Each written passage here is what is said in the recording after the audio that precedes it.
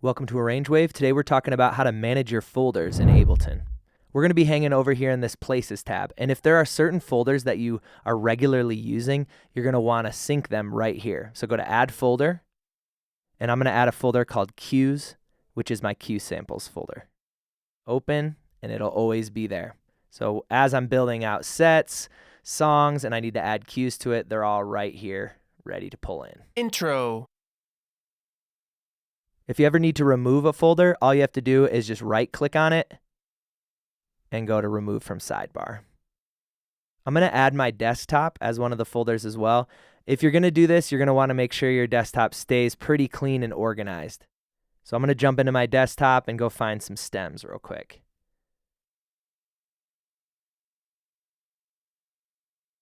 Select all of them, pull them in, Command, and drop them right there.